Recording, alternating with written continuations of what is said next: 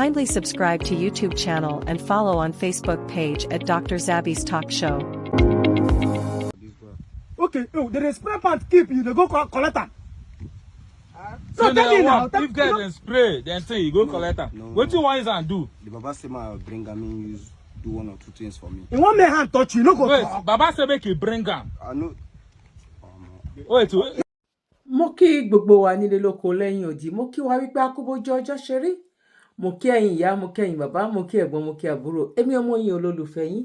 Ayé ọpẹ́ yọ̀ ṣe yọ lọ́dọ̀ títí yín náà.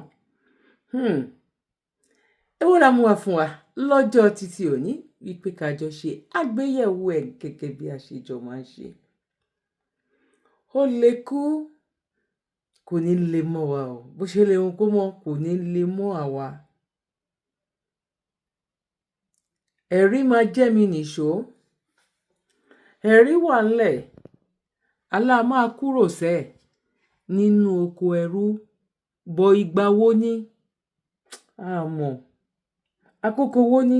Àmọ́. Bó máa dé bí olè lóru ni torí wàhálà èmi àti yín kò ní já sásán. Ojú ń ro ọ̀pọ̀lọpọ̀ ènìyàn. Àwọn tó wà ní Nàìjíríà gan, ara orókun ara ọ̀rá díẹ̀ ni. Ṣùgbọ́n ó ń wò wípé ṣáwọn ò tiẹ̀ tí ì rí jẹ, àwọn ò tí ì rí mu 5,000. Ó ti torí ẹ̀ ó lọ ń jẹ́ Ọlọ́run pé ṣáwọn làwọn fẹ́ bá jọba yìí jà. Bọ̀ ní agbára lọ́wọ́ Elédùà, àtọ̀dọ̀ wọn náà ló máa ti fọwà.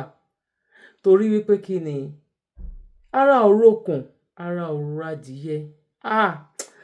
Ẹ wo nǹkan ṣẹlẹ̀ ní dúníà, nǹkan ṣẹlẹ̀ ní Nàìjíríà, nǹkan ṣẹlẹ̀ ní ìlú yẹn. Ó ní èèyàn kan jọ́lọ́run ní pé ní last week. Ẹni tó wá jẹ́ ẹbí wọn tó wá pè ní bíbà yìí, tó wá sọ fún. Ó dẹ̀ ti ń sọ fún nítorí pé àwọn tí ń bò mọ́lẹ̀, wọ́n ti pé àwọn tó máa bò mọ́lẹ̀ kódà gan pàápàá gan Christian ni onítọ̀hún. But torí pé bóyá ó wà níbi 30s going to 40. Ká tó ṣẹ́jú ká tó là, bá pásọ̀ ńlé, wọ́n rí àáfà, àwọn ti pé àáfà wá, àáfà ti bá wọn bò mọ́lẹ̀. Wọ́n ní kán tó dé hospital, òun ló sọ wípé ẹni tẹ́ gbé wá yìí ó ti dákẹ́. Kò sí kì tẹ́lẹ̀tẹ́lẹ̀ o. Ó kàn kí ni gbogbo làbárè mi, gbogbo ẹjọ́ làbárè tí mo ń sọ fún yín yìí. Òun ni wípé mo dákú wọn fi ṣeré mọ́ ní Nàìjíríà o.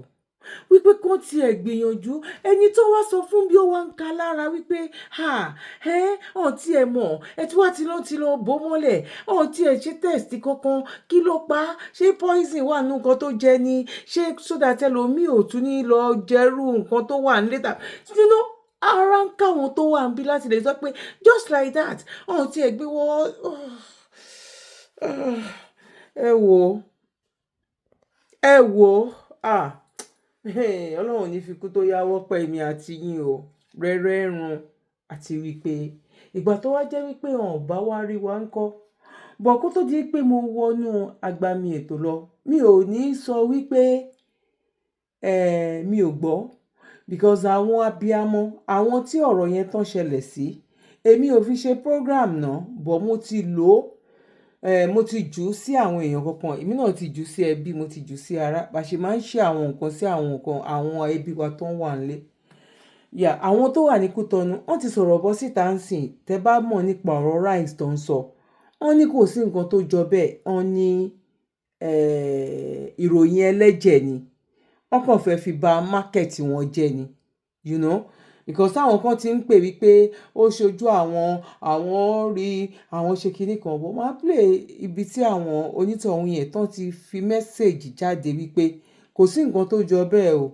Torí ẹ̀ tó bá yẹ kó bóyá yín ti gbọ́ nípa nǹkan yẹn ni tẹ́ tí gbọ́ eléyìí. Torí wípé kí ni a gbọ́dọ̀ sí níbi tí a ti máa bára wa jẹ́ àwa dúdú. A gbọ́dọ̀ sí níbi tó fi jẹ́ pé àní wà lọ síwájú ara wa.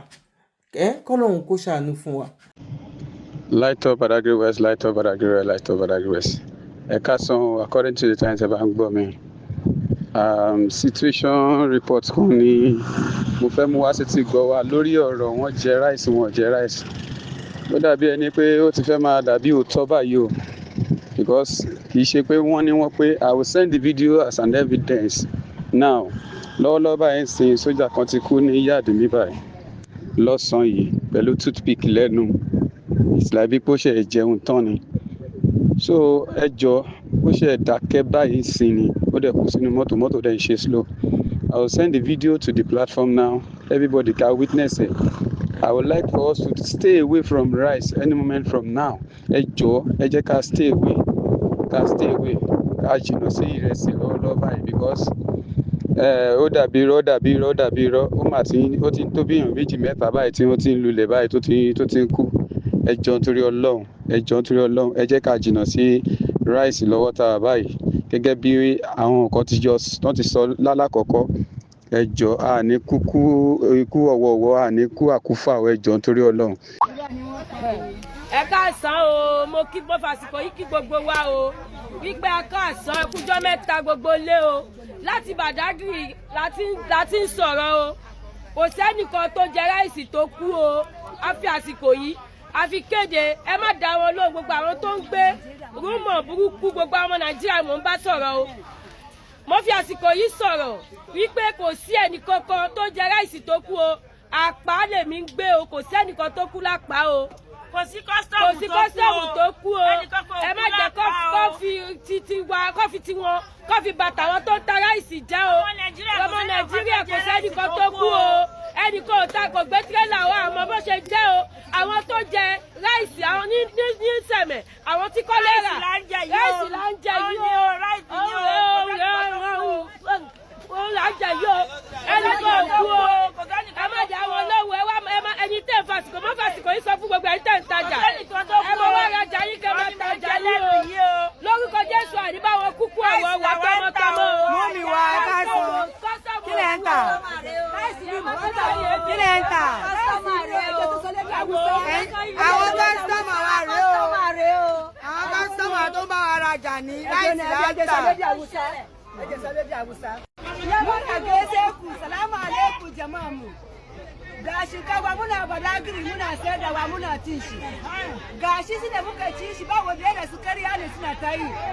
Ba wanda ta da su kariya ne ba wanda ta da su ga shinkafa nake ci. Ga shi na ba wanda ta da su kariya ne. Aka ce wai ko sabu an ji an kwashe shinkafa wai an ci shi an rasu kariya ne. Ba wanda ya ci shi muna sayarwa muna cin shi yara mu suna ci. Jika mu tana ci, jikokin mu tana ci ba wanda ya mutu. Wallahi ba wanda ya mutu ana kuma muna kira mutanen Najeriya gaba daya kariya ne suna ta yi yo. Ba wanda ya mutu aka ce wai mu kasa mu ya mutu yau. Kariya ne muna Badagry muna saida muna ci shi gashi shi da muka ci. Àwọn náà gba Hausa. Ráìsì lẹ́ ń tà ẹjọ́ tó lọ́wọ́ mo gbọ́ ròyìn wípé wọ́n láwọn èèyàn kú Badagry ṣóòótọ́ ni. Wọ́n ní kọ́sítọ̀ mẹ́jọ ti kú ṣóòótọ́ ni. Àdàfún yóò yẹ sàn mà. Ẹjọ́ tó lọ́wọ́ mo gbọ́ ròyìn kan ni. Wọ́n láwọn èèyàn kú Badagry àwọn èèyàn kú Sẹ̀mẹ̀ àwọn èèyàn kú ní Àpá. Kọ́lẹ́rà ló pa wọ́n ní Sóńgó ẹni kò kú Badagry. Kọ́lẹ́rà ló pa wọ́n ọ̀dà fún ìyá mi. Ẹ ní kú ní kékeré. Mi jale toli ma utulo. Mi me gresi me si fila biwendi dondo to weme. Mi jale toli ma utu ma kuto pevi. Marika medeni he lesi si yin ko bo he gbe. Lesi sa milete. Mile sa lesi ma ku. Dere no ye fi lesi trailer lo po bo se bi awon ni. Ndo lesi trailer lo po se bi awon ni bo. Dere no ye fi lesi trailer lo po to Badagry to Seme.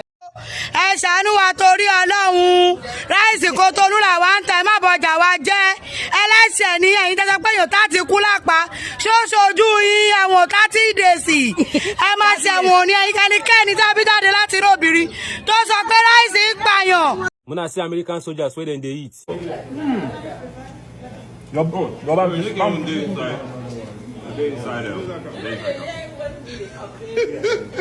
We been me say you say. Man, I love me this year. No, another person. Talk say. I know. When I see Nigerian soldiers where they eat. C-196 people food, Nigerian army. Nigeria. When fire touches you, the feelings is different. Go hard or go home. The military soul is that hard. Gentlemen, the blood is diluted with the spirit of wasting and idiot soul. Only a hero can fearlessly place himself in a harmony for the sake of order. Gentlemen, listen. Confused people. So now waiting I want to make people go the experience for life be this. When I define life, when I go waste. I keep saying this thing, I don't really see us finish. Trust Nigerian government at their own risk. All of them, they know exactly what they're doing. Let me make something clear. Let it be known to you people that this generation will be more than a nightmare to you guys. All those naive activities, this generation will put an end to them. Join Nigerian soldier at your own risk. Some people no go still one wise. Everybody go wise by force. Ozo. Now, ìyẹn dúró bẹ́ẹ̀. Kí Ọlọ́run kó tó wá ṣàánú wa. Òun ni ọ̀rọ̀ tó wà ńlẹ̀ yìí. Torí wípé kí ni? Ìyá mi, bàbá mi, ẹ̀gbọ́n mi àtàbúrò mi. Tẹ́yìn náà bá wo àwọn fídíò yìí, mo mọ̀ wípé ẹ̀yin gan máa wò wípé kí ló ṣẹlẹ̀ gangan. Kí ló, because kò yé èèyàn, kò yá àwọn èèyàn náà ń béèrè question yìí wípé kí ló rí lè ṣẹlẹ̀ pẹ̀lú ìjọba Bàbá Bọ́lá Ahmed Tinubu. Kò dẹ̀ ṣe ìjọba Bọ́lá Ahmed Tinubu nìkan ni nǹkan yẹn ló ń ṣẹlẹ̀ sí. Ó ti ń ṣẹlẹ̀ nígbà ayé Buhari ni. Because kíní yìí ó kàn wá gbùngbùngbùn. Sódà pé kò lè kó sọ fún toko. Ẹ̀rí wà ń bí wípé a máa débẹ̀. Bọ̀ká tó débẹ̀. Omi wo la máa là kọjá, ọ̀nà wo la fẹ́ là kọjá. Àwọn pípù yìí kí ló fẹ́ fojú wa rí. Àwọn fámílì yìí. Àwọn tó tí mi ò mọ orúkọ tí mo lè pè wọ́n, mi ò mọ̀. Àwọn ìjọba yìí. Ọmọ, ẹ jẹ́ ká gbọ́ nǹkan tí. So this is not an appointee of the federal government of Nigeria. This is not a governor. This is not a minister. This is just an ordinary citizen. The only privilege he has is being the son of the city president of the Federal Republic of Nigeria. And he has access to a private jet, has access to convoy of luxurious cars. At whose expense?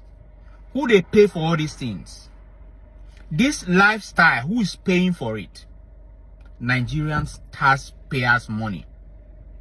But when they want to talk, when they want to say something, oh, we should make sacrifices for the country. This is how they are making sacrifices for the country. Shein Tinubu is moving from one place to another. Galavant is spending taxpayers' money. And they will tell us to make sacrifice for the country. If you guys do not understand, the truth remains that they only make these promises and make themselves look like they care before they get there. When they get there, that's when you see their true color. I'm pretty sure when Shein Tinubu was campaigning for his father, he was moving from one house to another. But now he's moving on private jets. Nigerians, 2027 is coming. Shine your eye. Arákùnrin yìí sọ tó ń bá wọn sọ àwọn tí ó ní irinṣẹ́ yìí lọ́wọ́, àwọn tó wà nídìí ẹ̀, kẹ́ wá wo àwọn níbi tí àwọn àmì tó jẹ́ pọ́wọ́ wọn ti ń bọ́ ní nǹkan ogun tó fẹ́ lò. Àwọn tí ò yẹ kán tiẹ̀ bọ́ sílẹ̀ rárá ṣe face to face tó jẹ́ pé láti òkè ni. Kẹ́ wá gbọ́ nǹkan tí ọkùnrin yìí tí òun wá sọ. To do whatever they feel like doing simply because they are professionals, you cannot talk to them. Give them target. During Jonathan, we brought mercenaries. They were about to finish Boko Haram. But because of our complacency and personal aggrandizement and personal interest, we asked them to go back. And we are still battling with the issue. I was in Borno State as a member of a state House of Assembly when the mercenaries were in Borno. They were less than 30. They operate in a place like this. Everybody with a laptop before him, observing what is happening in the bush.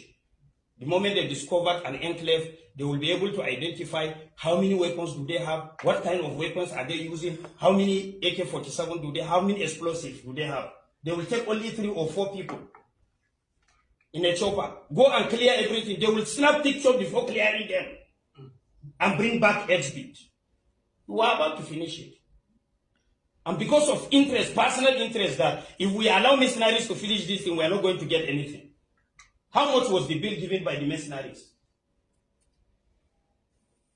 Even Russia is employing mercenaries to fight for them, isn't it? Are we stronger than Russia?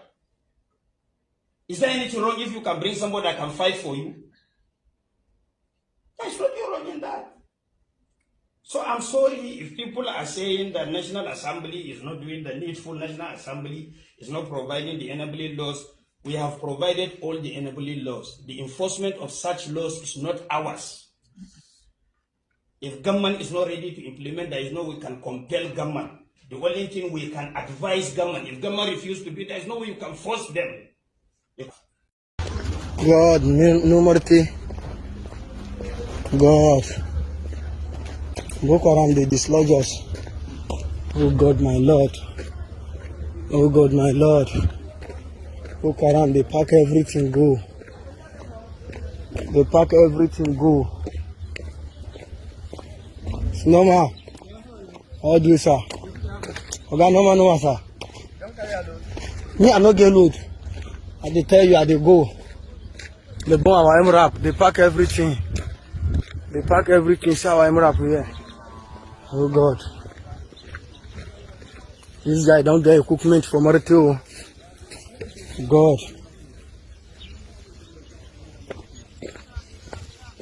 Yes, sir. Hi, sir. Kai, see how these guys they do with us. Oh. Kai. See the Boko Haram, they burn our motor all. They pack everything here. See my motor. See my motor. God. I thank God for life. See my motor. See my motor. I thank God for my life. I thank God for my life. See my motor. They burn everywhere. See my motor. What it is not easy to allow people to do. God. Marty, we lost 4 soldiers. We lost 4 soldiers. Flat. God. See our MRAP. They burn our MRAP. They burn our MRAP. They burn our MRAP. God. So we are never ready to fight. Make una tell us now.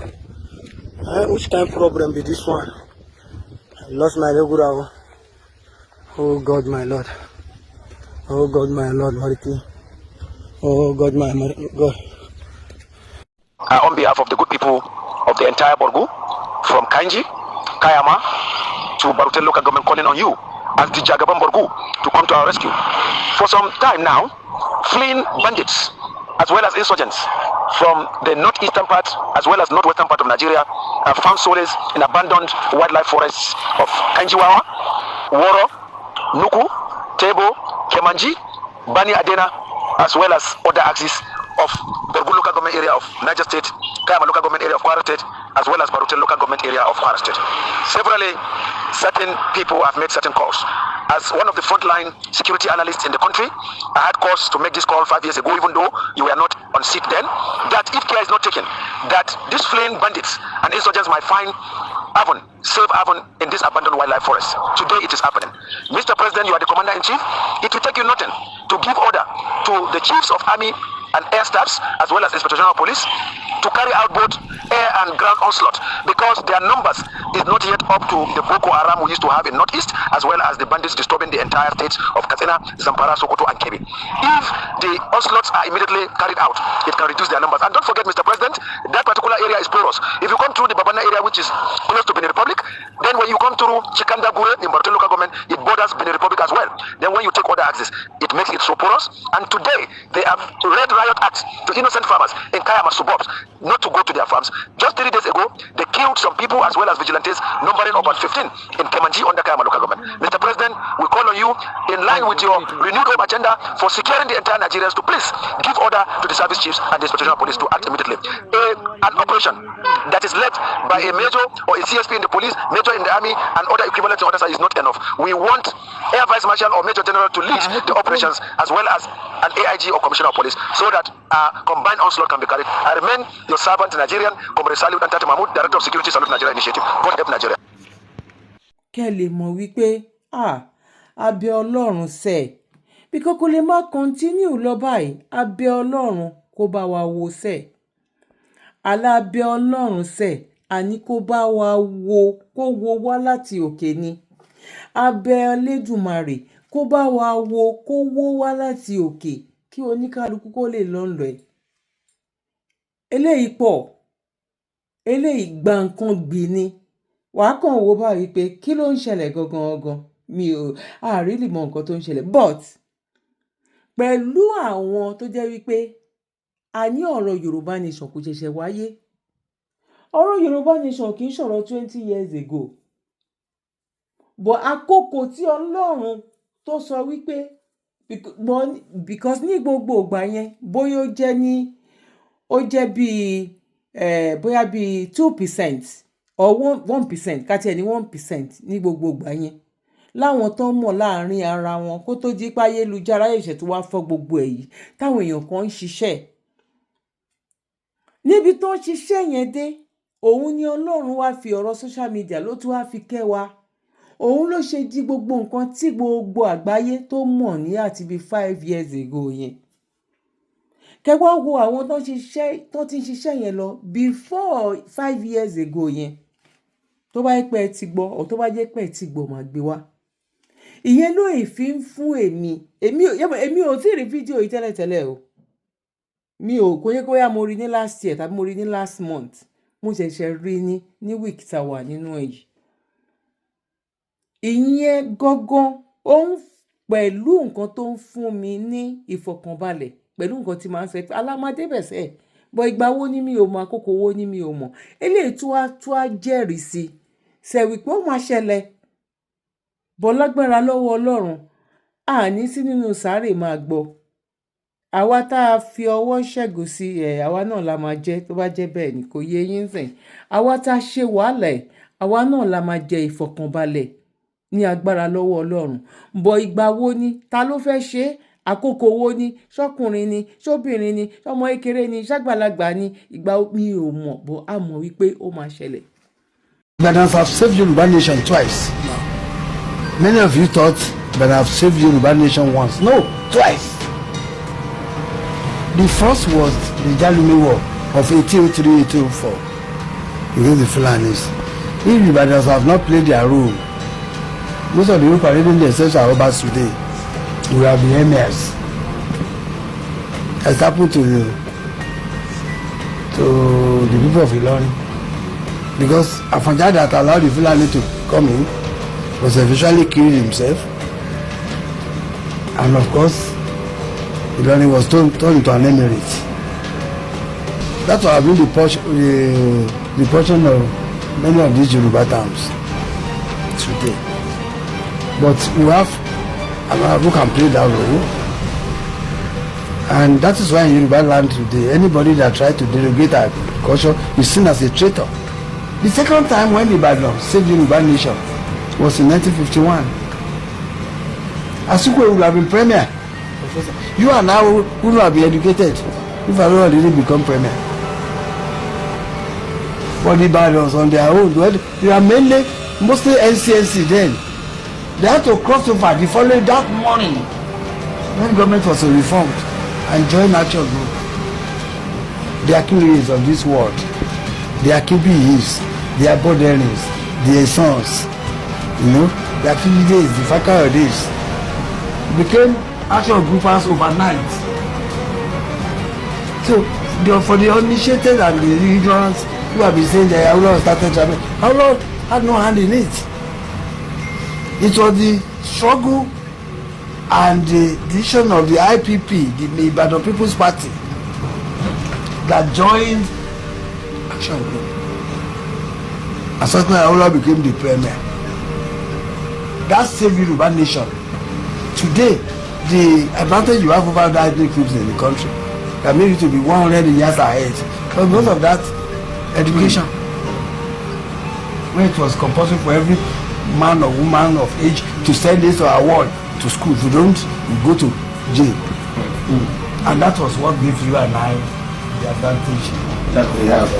Kí gbogbo wa nílé lóko lẹ́yìn òdì mú kí wá pákó bójú ọjọ́ ṣe rí ẹ̀yin ìyá ẹ̀yin bàbá ẹ̀gbọ́n àti àbúrò èmi ọmọ yín olólùfẹ́ yín ayé ọpẹ́ yọ ṣé yọ lọ́dọ̀ títí yín náà ní agbára lọ́wọ́ Ọlọ́run ayé ọpẹ́ á máa yọ fún wa lórí ọmọ lórí ìdáwọ́lé wa òun la ayé ọpẹ́ òun ló máa fi máa yọ fún wa ẹ rí wípé rẹ́rẹ́ márùn o bọ̀ ẹ jẹ́ kó máa ṣe lọ ó máa wó ni awo pátápátá àrírò ẹ̀rí afíndẹ́rù bọ́ lọ́rọ̀ tẹ́lómìn náà bá bọ́ síta ń sìn tíyá bá jẹ president ọ̀ kí ìyàwó jẹ president kí ọmọ náà kàn pín mọ́ra wọn lọ́wọ́ kò lè jẹ́ tuntun mọ́ a máa sọ wípé àwọn fámìlì kan wọ́n ti ṣe irú ẹ̀ rí bó wá kú wípé ká wá sọ wípé ṣán mu jẹ ni tàbí wọ́n ṣe tàbí ọ̀n mu jẹ ìyẹn ló máa wá kù nígbà náà lọ́rùn but ìyá mi bàbá mi ẹ̀gbọ́n mi àtàbúrò mi ká má parọ́ tanra wa jẹ rẹ́rẹ́ ti rún ní Nàìjíríà ó ń bọ̀ àwòláńdẹ́ẹ̀dẹ̀ bọ̀ ó ti dé báyìí wọ́n tẹ̀ sọ fún yín mo ń fi àkókò yìí sọ fún yín pé gbogbo nǹkan táwa ń rí lórí social media yìí 80% ọmọ Yorùbá ò mọ nǹkan kan o 80% ọmọ Yorùbá ò gbọ́ nǹkan kan o àwọn imam àwọn ustazi àwọn pastors tó yẹ kán máa dá sí pé ẹ̀yin ìjọba wo fídíò yìí Rererun ẹ gbà wá a wo fídíò yìí a rí nǹkan tó ń ṣẹlẹ̀ bó ṣe ń ṣe lecture mo tó ń lọ sí jimat yẹn káwọn náà máa ṣe gbogbo short video ká máa rí ká máa post ẹ̀ ká máa ṣe kò máa rí bẹ́ẹ̀ ìyá mi bàbá mi ẹ̀gbọ́n mi àtàbúrò mi èyí tá a rí ẹyọ kan ṣo tá à ń rí ni pé bọ́n ṣe ń gbéra wọn ṣépè èpè yìí ni ẹ wá ní kọ́ ọmọ. onítìjú mi àfàlàbíbù kò bá mọ̀ jẹ́yìn wàláì kò bá mọ̀ jẹ́yìn ó sì lè jẹ́rú ẹ̀yin lẹ́lọ́ ń sípẹ̀ lẹ́lọ́ ń gba béèlì kàfílà káólà ẹni ẹ̀kọ́ ẹni ègbé ẹni tó jìnnà síkẹ́ Ọlọ́run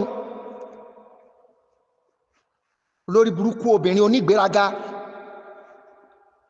lẹ́ni oríire ó bá burú níbi ìgbéraga lẹ́ẹ̀ ti mọ̀ torí ìgbéraga nìgbéra sánlẹ̀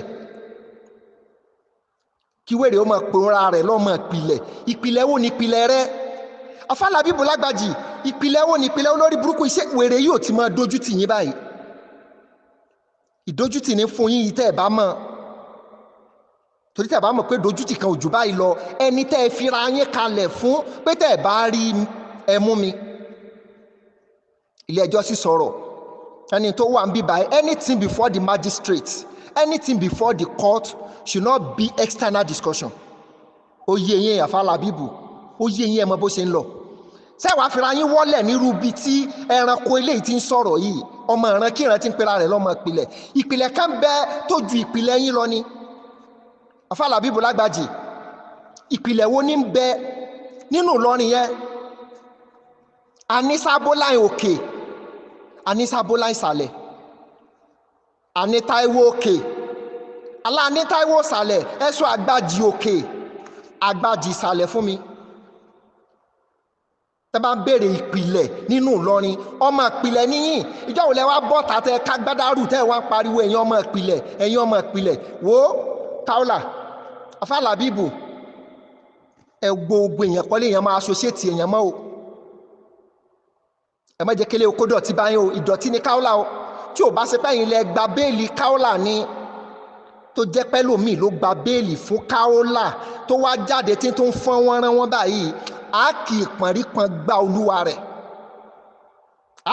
tẹ́bá ti rẹ́ ni ìdọ̀tí ẹ̀ dọ̀tí gbogbo wọn papọ̀ ni ẹ̀ dọ̀tí wọn pọ̀ ni ẹ̀ wá lè pé kẹ́jí ó mọ̀ pé fúlẹ́ńgẹ́ àkàrà kankan ò dágbára nílẹ́yìn èrè ẹ jẹ́ kí Kaola ó mọ̀ Afálábíbù Lágbàjì torí tá a bá na pẹ̀tẹ̀pẹ̀tẹ̀ rẹ̀ ní pọ̀pá yóò tàbá yín tẹ́lẹ̀ yìí lọ́mọ ìpìlẹ̀ Kafilatu Kaola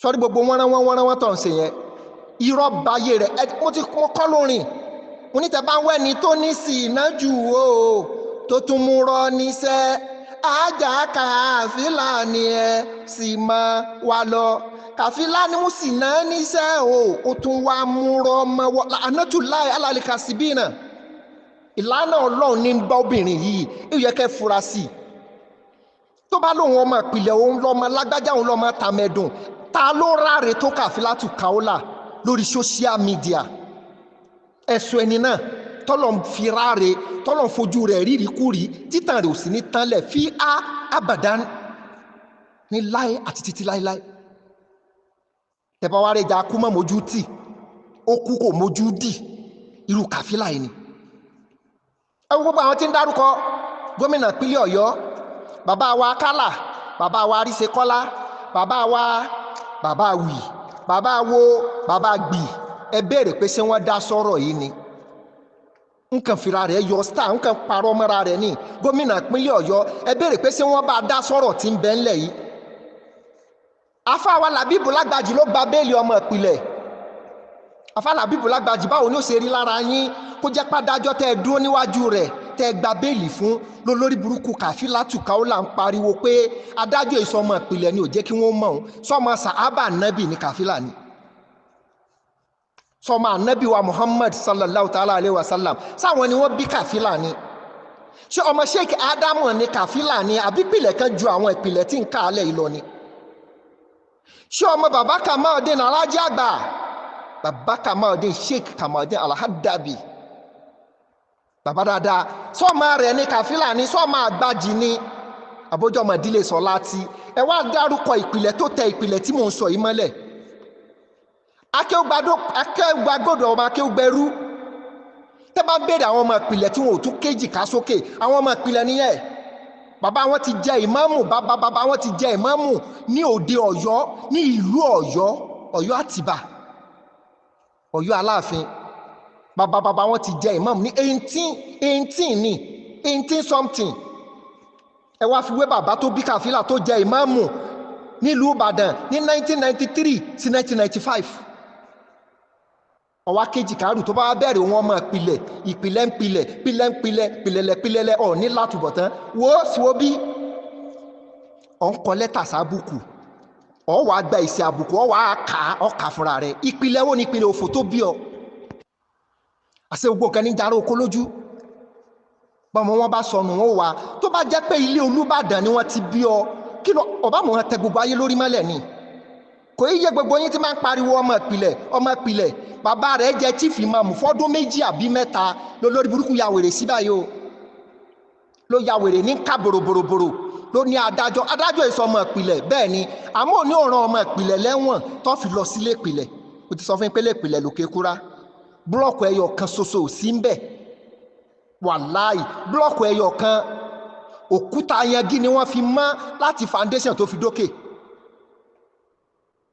ìpìlẹ̀ kan ò jù bá ń lọ gbogbo ilé tẹ́ bá ti ń rí pẹ̀lú òkúta yangi àbí amọ̀ yànga ló tún jẹ́ fún búlọ̀kù ọ̀ọ́sùn lé ìpìlẹ̀ afá Làbíbù Lágbàjì gba béèlì Kàfílà Kaola ni ó sì fẹ́ yẹ̀yẹ́ afá Làbíbù Lágbàjì ẹ̀wọ̀n dandan tí ń ṣe káàkiri inú íńtánẹ́ẹ̀tì tí ń ṣe lórí kínní tí wọ́n bẹ̀rẹ̀ sí sọ̀rọ̀ tó ń yan gan ìparun ló fẹ́ bọ̀ yẹn obìnrin afá Làbíbù Lágbàjì sẹ́ẹ̀ lè gbèrú obìnrin eléyìí báyìí sílé kó máa kọ̀ndẹ́mù gbogbo àwọn kò sí tó dá lójú onílara àfi nǹkan tiẹ̀ akéwàgbọ́dọ̀ ọmọọṣẹ́ àjíṣe Lágbájá ọmọọṣẹ́ àjíṣe òun ló ń mọ̀ ọ́n ṣe olórí ibú obìnrin atẹ̀yìntọ̀ kìíní náà dẹ̀ràndẹ̀ yìí èmi kàkà kí Ìlọrin bí mo ṣe tó yìí. ọmọ Yorùbá ọmọ kóòtù òjìrè tí orí ẹ̀ bá pé ọ̀rọ̀ ẹ̀sìn kan lélẹ̀ báwo la ṣe fẹ́ bọ́ nínú oko ẹrú ni àní kẹlẹ́sìn máa ṣe ẹ̀sìn ẹ̀ bọ̀ nírú ìsìn ohun wá láti kọ́ alátijọ́ máa kọrin kan náà ní sẹ́ wípé ẹ̀yin ìjọba yìí sẹ́ àlàmà à ń lọ ní sẹ́ bọ̀ tí ẹnu wa ò bá kò sí nǹkan tó jẹ́ bẹ́ẹ̀ tí ẹnu wa ò bá kò, ọ̀nà tẹ́nu wa lè fi kò ní wípé aláfẹ́ flush ká kọ́kọ́ flush kí ló ń jẹ́ wípé religion mi sọ pé no lọ sí church kí inú ẹ̀ bọ̀ kọ́kọ́ think Yorùbá first kọ́kọ́ mọ̀ wípé ogun ti wà ńlẹ̀ a wà nínú oko ẹrú báwo la ṣe fẹ́ bọ́ bọ̀ tí 80% èèyàn bá ń wò wípé ẹ̀sìn mi ò fẹ́ ẹ̀sìn mi ò gbà bẹ́ẹ̀ ẹ̀ rí wípé rẹ́rẹ́rùn eléyìí yẹ ká máa pè ní rẹ́rẹ́rùn o rẹ́rẹ́rùn lọ́wọ́ báyìí àwọn èèyàn dẹ̀ ti ń kúrò mo já yín sí ni o àwọn èèyàn ti ń kúrò ní Nàìjíríà sí wọ́n ti ń kúrò ní tẹ̀kítẹ̀kí báyìí sìn fún àwọn tó gbọ́n wọ́n ti mú ẹbí mára lẹ́yọ kọ̀ọ̀kan ó yá ẹ lọ wálé sí ọ̀nà kìíní ó yá ọ̀dọ̀ Traoré gan ọ̀dọ̀ ẹ ti ń kún báyìí lọ́wọ́ yìí ọ̀dọ̀ Traoré ilé gan ti máa wọ́n ń bẹ̀ torí àwọn èèyàn gan wọ́n ti ń ṣe jápa lọ sọ́dọ̀ Traoré báyìí sí jápa òótọ́ lẹ gbọ́ yẹn mo kí wa lẹ́ẹ̀kan sípa kó bójú ọjọ́ ṣe rí ẹ̀yin ìyá ẹ̀yin bàbá ẹ̀gbọ́n àti àbúrò ó máa ṣeé ṣe fún wa lágbára lọ́wọ́ Ọlọ́run àní yọ sọnù bíi igi ọ̀wọ̀ ojú wa la máa fi ríre ọwọ́ wa òun la máa fi gba ire etí wa a máa fi gbọ́ ayọ̀ ni lágbára lọ́wọ́ Ọlọ́run ẹ má gbàgbé láti bá wa láìkì fídíò yìí ẹ dẹ̀ má gbàgbé láti bá wa share bẹ́ẹ̀ yìí náà ṣe